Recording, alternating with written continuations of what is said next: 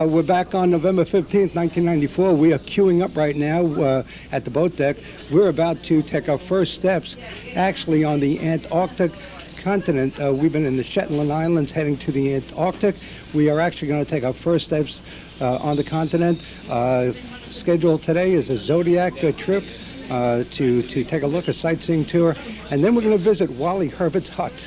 We're in Charlotte Bay, and you can hear the queuing up right now. Great anticipation, big day. We will join you at our next event. You're listening to Visions, a series of visits to almost everywhere, and we are about to set foot, myself anyway, for the first time on Antarctica. And before we do so, we are going to get a little history lesson from one of the great Arctic historians, I guess, Wally Herbert. Good morning or good afternoon, depending when you folks are listening to this, or perhaps good evening, Mr. Herbert. A little bit of your background, then we'll move ahead. Well, I was born in York in England, and after a few days I was taken to London, and a few weeks longer I was in Egypt, and I lived there until I was 5, and then at the age of 5 I was moved down to South Africa. This was during the war. Didn't come back to England until I was 13, and in that time I didn't go to school either. I didn't have a proper schooling. I just was taught privately on a ranch in the Drakensberg Mountains by an old retired school teacher, and so she was very good at geography and English and history. She didn't know anything at all about maths or science, so I was no good at any of these things. So I came back to England at the age of 13 with absolutely no comprehension of these other subjects. So I then worked very hard for a few years to get my qualifications to go to university, and succeeded, but by that time I was so exhausted I decided I didn't want to go to the university. After all, I went into the army. So I signed up in the army for 22 years in the army, and the army was so pleased to have someone sign up for that length of time that they gave me all kinds of education. You see, I went to school for a year and a half, and they taught me how to make maps, and they taught me how to navigate. Then I went out to Egypt and worked in the Sahara for a little while making maps. So by the time I was 20, I was a map maker, qualified map maker. And then I managed to get out of the army, to my surprise as much as everybody else's, and to the total disgust of the army themselves, because they spent so much money on educating me. And then I hitchhiked back to England from Egypt. And then when I was driving to work one day in England, in a bus, and it was absolutely pelting down with rain, and everyone was soaking wet, and horrible smell of steamy wetness, you know. And off the top of the rack where you put your luggage, there was a newspaper. It fell into my lap. There was a Daily Telegraph, and I remember it was already open at the page where they have advertisements for jobs. And my eye fell on a little job called, a little tiny notice saying, Expedition to Antarctica. And it was saying that they needed surveyors for 3 years. So I thought this was brilliant. And so I went into the John, the Lou, the lavatory, whatever you like to call it. Water closet? The WC. Put the seat down, sat on the seat, wrote my application form. This is how I was supposed to be working, you see, so I had to have an excuse. I sent this off, and I got the job. Well, at least I went through an interview and all that, and eventually I was given the job. And my theory is that they gave me the job over all of the others because I'd had this experience. I'd done some unusual things already by the age of 20. And so they thought, well, if you're that unusual, well, then you're a safe bet for the Antarctic. And what year was this? This was 1955. And I was there for nearly 3 years. And what did you do in the 3 years? You were a sort of a forerunner. I mean, you're part of the history of the region. Talk about the 3 or 4 years, 3 years. Well, I mean, when I came down in 55, I mean, there was probably about 80% of the Antarctic was still unexplored, totally, utterly blank on the map, nothing. And one of the reasons why I was so pleased to come down here at that time was that things were changing very fast. I mean, airplanes were coming in, but they hadn't actually reached us. The Americans were using airplanes on their part of the Antarctic. They were doing a lot of work with airplanes. But in our part of the Antarctic, there were none. There were no air photographs, no airplanes. Very few radios that worked. So I was lucky in that sense because I was living in the past, you know. So our methods of moving around and driving dogs and making maps was very, very old-fashioned, traditional, very much like they did in Scott's and Shackleton's day. And so I had that experience of sort of being one foot in the past. And also I was very, in a way, lucky because by the time I came down in '55, all of the easy bits had been done. The only bits that were left undone were the difficult bits, and they're always the most interesting. So I was left with the most difficult bit to do, which was the plateau of the peninsula of the Antarctic, which was very difficult to get up and even more difficult to get off. Some of the highlights of that period, now that we've spoken about what you were doing, what are some of the highlights, the discoveries for you at that point? Well, the thing is, in those days, because we had no aeroplanes to supply depots of food, because we had no radios to communicate properly with each other, that when we wanted to make a long journey, a one-way journey in particular, then you had to spend like 2 years laying depots of supplies. So you go off with your sledges and your dogs with very heavy loads, as much as you could carry, maybe 1,500 pounds, and with 9 dogs pulling. And you'd maybe have 2 teams of dogs and 4 men. Now you'd go for maybe 300 miles, and you'd leave all the food that you could, and then come back home on half rations. Then next time you went out, you go out again with heavy loads, and you go beyond that point and lay another one. So you keep on over a period of 2 years or so, laying these caches of food. Now these days, of course, you just fly an airplane out and it lands and gives you the food and they take pictures and off you go. In the old days, well, you couldn't do that, and so you were much, much more isolated in those days. So in other words, you're saying you were kind of laying a trail for later on, That's it. where there was food along the way as you moved along. So you were that's Yeah. pretty remarkable. Yeah. Let's talk But about. you see, there was no one there to come and eat it. I mean, unlike in the Arctic, you couldn't do that in the Arctic. The polar bears would come and eat it, or the foxes or something. Right. In the Antarctic, there's no land animal that will take your food. So as long as the wind didn't blow it away, you know, it was going to be there 2, 3, 5, 10 years time. Right. Were you burying, or just how are you storing it? Well, we usually took the precautions of putting rocks around it, and maybe even tying it all up and putting guy ropes and so on, Right. just to make sure it wouldn't blow away. But then you have penguins there, and you have I don't know at that you know where you were. I guess you had penguins. You had some sort of animal life, but they didn't bother it. No, generally speaking, the penguins are just around the coast, and where we were laying our supplies, there was out of sight of penguins anyway. Penguins also only live there for a short time each year. And this is one of the things that most people don't seem to realize, you know. They go down, they want to go and see the penguin rookeries, and this is symbolic of the Antarctic. It's very, you know, the penguin is the symbol of the Antarctic. And yet, in fact, they only spend a few months there. I mean, man spends much more time. Where are they when they're not in the Antarctic? Well, they go off north in the winter time. And they're swimming, of course. They're swimming, yeah. Right. Yeah. Okay, give us an overview of the Antarctica. You're a map maker. Paint us a map. Well, the map in the old days, I mean, way back when I was there, was a map of unexplored country. So, you know, the methods that you used to make maps were really, really simple, old-fashioned ways of doing it. The old explorers' ways. But of course, then there came the airplanes, and then came the air photographs, then came the satellites, and in no time at all the maps are completed. Right. But what sort of paint us a map now on audio? What does it look like? What is? Well, I mean, it's a hell of a big continent. I mean, it's most of it is ice cap anyway.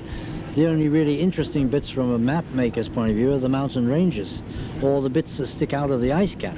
Right. And some of these go to quite a fair size height, like up to about 17,000 feet, that sort of thing. I've been up to about 13,500 on several occasions, making maps from the summits. Right. But yes, I mean, most of the mountain areas are around the Antarctic, around the perimeter of the Antarctic, and then there's one trans-Antarctic range which goes most of the way across the Antarctic, and that's a spectacular looking mountain range. And that was actually the territory that I was mapping when I was with the New Zealanders, and I was lucky enough to be really the last man to make a map on the ground on foot, because the year after I'd finished that map, then airplanes flew over and took photographs, and so it was no longer possible to make a map of completely unexplored country. There was always some photographs available of that territory, And that, of course, took all the steam out of it as far as I'm concerned. Right. I mean, one of the most magical things about making maps of unexplored country is you might take, say, 3 days or 3 weeks to go along the coastline to a cape you could see way in the distance, and you didn't have the faintest idea what lay beyond that cape.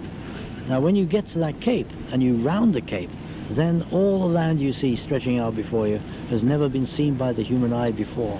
You're the first human being to see that. Right. And the same, of course, happens when you climb a mountain and you look over the ranges which lie beyond. You're the first human being to ever see that. Right. And that was absolutely magical. Now, as soon as there were air photographs available, it didn't matter that man had never been there before. I knew what was going to be there, so I wasn't interested. So I then moved up to the Arctic. What about temperature swings, and what are we likely to encounter? What will we encounter temperature-wise when we get there? Well, this time of year, you know, it's really quite mild, relatively speaking. And, you know, with the right clothing, the right food and so on, it's quite balmy. I mean, it's just below freezing point or just a few degrees above freezing point. But you're not going to get any wrinkles, you're not going to get any frostbites, you're not going to get any ice in your beard. Okay. But you're going to feel cold from time to time just by simply being outside and exposed to the wind for a while. Now, in the wintertime in the Antarctic, that's a different story. You know, it's one of the coldest places on the face of the Earth. On the other hand, if you're living there in the winter, you don't, if you're clever, go outside in the winter. You have all your instruments outside, and they're also have magic wires which come into the hut, and you just push a button and it tells you what the temperature is. You don't actually have to go out there. Except that when I was there in 1962 with the New Zealand expedition, I was responsible for all the dogs, looking after the dogs. The dogs, of course, they stay outside the whole winter. So even in temperatures down to about -50, they would still be outside. And now this is the temperature, not... every day. I'm sorry. Yeah, I'd have to go outside every day to look after the dogs, you know, to make sure they're okay and feed them and so on. At the first footsteps at Antarctica, what year would that be? What era? I mean, the date that Amundsen got there was in 1911, and right at the end of 1911. I can't remember the exact date, in December. And then Scott was there just a few weeks later in January, I think, of 1912. What about your position in history in the Antarctic? I mean, you were there early on, not quite that early on. Where do you stand? Now, you've written 9 books, I believe. Yeah. I don't know if, I guess not only on the Antarctic, but where do you stand? Where do you place yourself in the history of the region? It's an interesting one, that, because in many ways I'm part of it. So one foot on both sides. I mean, so on the cusp, you know, where... Because if you look back, say, over the period from Fridtjof Nansen, the great Norwegian explorer of the Arctic, and right through to, say, Admiral Byrd, all of the great sort of explorers that came together, so to speak, to finally reach the North and the South Poles were all in that period of about 60 years. Now, right at the tail end of that, Admiral Byrd, now I was actually in the Antarctic when Byrd was making his last expedition. I was making my first expedition. On the other hand, what then happened was that shortly after that, the Antarctic was crossed from one side to the other, and that in a way left only one big journey to make in the world at that time, and that was the journey across the North Pole, because Everest had been climbed, the Antarctic continent had been crossed, and now there was only one thing left, and that was the crossing of the North Pole. And that was what I ended up by doing. So in a way, I'm sort of tied into that period of pioneers, but right at the tail end of it. Because everyone that came after me, I would describe as an adventurer as opposed to an explorer, because they didn't actually explore anything. Yeah. I was the last one that actually produced a map of unexplored country. Although the word explorer, of course, is used so sort of freely these days. And that map was in 1963, am I right on that date? Well, 1962 was really the date that I finished my last actual mapping in the field. But then it took me a year to put the map together in New Zealand before the thing was finished. So I guess the publication date was 63. Right. Okay, briefly, I know, I think we're getting ready to, something is going to be happening in a few moments. What is the thrill for you? I mean, is it kind of old hat to be visiting here again? Well, you know, in a way it is. I mean, I am one of these people that hates going to the same place twice. So this is probably why I'm a pioneer in that sense, and making maps and so on. But that also applies to everything else I do in life. So, I mean, I'm coming back this time because I would really love to go back to Hope Bay, which is my old base in the Antarctic. And I haven't been there for about 38 years. And the last couple of times that I've been down, we got close to it, but there was too much ice. So I'm really hoping to go back. Now, if we succeed, then I would say there's a very slim chance indeed that I'll ever be coming back. Because I've seen it, I want to go and do something else. Lord Shackleton, son of famed polar explorer Ernest Shackleton, called Wally Herbert a phenomenon. A man who has traveled further and more uncomfortably in the polar regions than any explorer alive today. And His Royal Highness, Prince Philip of Great Britain, called his 1968-69 16-month, 3,800-mile trek with 3 companions and 40 dogs, the first surface crossing of the Arctic Ocean pack ice, which historians call the last great journey on Earth, and the first on foot from Alaska to Spitsbergen via the pole of inaccessibility, a great triumph of human skill and endurance. We're with Wally Herbert now. Wally, talk about the first day of that incredible journey. In a way, I suppose in a sense that the most difficult part of the journey was the first few miles of the journey, because, you know, we were not experienced at traveling on moving ice. It was dark, it was scary. I even remember the very first day of the journey being very, very sick, and the whole of the night before I was sick.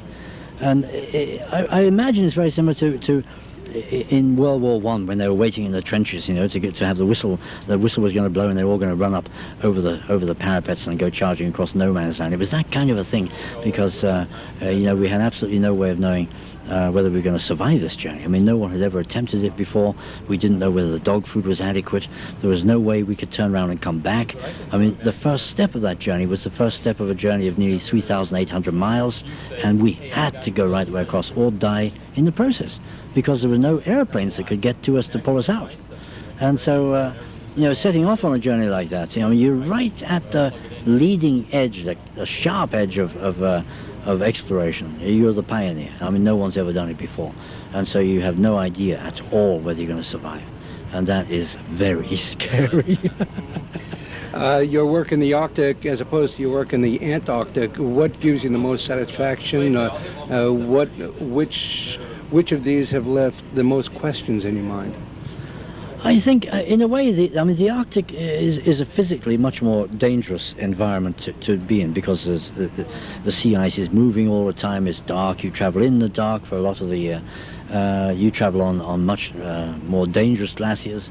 The ice basically just behaves in a much more unpredictable way in the Arctic. And for me, all of my toughest journeys have been in the Arctic. So I have lots of painful and colourful memories of my times in the Arctic. His Royal Highness Prince Charles, the current Prince of Wales, feels that one day Great Britain should mark your achievements by having you stuffed and put on display. How do you feel about being stuffed and put on display? And are they going to wait for the appropriate time? I'm not too keen on the idea of being stuffed and put on display, but in actual fact, I mean, they came as close to it as I hope they'll ever come to it, when they got a tailor's dummy, and they put this up in the Scott Polo Research Institute in Cambridge, and they have a museum there, and behind this glass case is now a sort of a dummy which is dressed in my Arctic clothing. Now, the pity, of course, is that most of these dummies you see in shop windows are 6 foot tall, because they're all sort of macho hero type men, and they don't cater for people like me who are only 5'8". And so this dummy has clothes on which don't fit it. There are gaps in the clothing, and of course it looks ridiculous. They may want to stuff you a little early after you turn about the portal point, taking down the ceremonial taking down of the signs on your hut. If and when that gets back to Great Britain, how do you think they'll feel about stuffing you at that point? I'd probably be delighted to, yes, but I think they'll find it very difficult to do, because they'd have to do it in an obvious sort of way. And by obvious, I mean through the newspapers. And so I think we'll have a wonderful battle on our hands. Listening to your lecture just now, I remember watching with my family. My daughter was a year old at that point, watching Neil Armstrong land on the moon. And at that precise time, you were winding up in the North Pole for one of your great successes, but you were overwhelmed, I guess, the news because of Neil Armstrong being an international story. And when you arrived for the victory, celebration, 2 women in a pushchair with their head. What were your feelings then? Yeah, well, the amazing thing about it was as we were coming into Portsmouth in England, all of the ships had got word of the fact that we were coming back from the Arctic, having succeeded in crossing the Arctic. And all of the ships were blowing their hooters and horns and all that stuff, you know. It was a wonderful experience. Even the Royal Yacht Britannia pulled out to let us use its berth as a sign of respect. But of course there were only just these 2 people in the pushchair because the press hadn't been informed. Were they happy to see you? The 2 ladies with the pushchair? I don't think they batted an eyelid. I don't think they knew what it was all about. Before closing, we spoke of your wonderful paintings that you've done, and we're looking at them now. You had mentioned something about having these dreams of these paintings and then painting them. Speak about that, and also your painting of Prince Charles. Well, what happened was that the very first painting was such a surprise to me. This was about 4 years ago. And I just really had burnt out with writing books. I've written 9 books. And my wife, who's a psychotherapist, said, okay, have a go at painting. I mean, try to work some of your frustration off with painting. And so I had to go, and I did one painting, and it was amazing. I mean, it sold straight away. And so I decided then to have a meditate about this and think about it. So I went into a state of meditation, and in this sort of state I had a vision in which I was sitting in a preview theatre in Soho in London. And it was a 36-seater, and I was watching on the screen some colour slides going through in sequence, and they were all of paintings, and some of these were very fine and pieces of work, and some were historic pictures, paintings of historic pictures. And I thought, well, you know, that student of art is quite clever. And then, to my surprise, I saw 1 or 2 pictures which could only have been seen by me, because I'm the only person in the world that's ever been there. So I thought, now how the hell did that student get to see those scenes? I mean, has he sort of had access to my colour slides or something? And then I noticed that my name was on the bottom, my signature, and the date. And so I sort of, in a way, questioned this, so challenged the vision to produce an answer to this. And the vision carried on and showed me all 26 pictures. And my name was on the bottom of each picture. And the dates were in sequence, and some of them were 3 years in advance. So at that point I began to get a little bit worried by this vision, particularly since number 27 was black. The screen went black. And the one before it, number 26, was a picture of Mount Everest, which seemed to be out of sequence with all the others. The others were Arctic or Antarctic. Here was a picture of Mount Everest. And then number 27 was black. And so I thought, when I get commissioned to do a picture of Everest, then I know that that's my last painting. And sure enough, of course, I was, eventually. And then finally, the painting of Prince Charles sort of smiling. He wanted something of him smiling, and it's a wonderful likeness of him. It's really well done. And you also work with a scalpel, I know, when you do your painting. So I'm really impressed with the Prince Charles piece as well. It's been great fun spending time with you, sir. Well, thank you, Herb.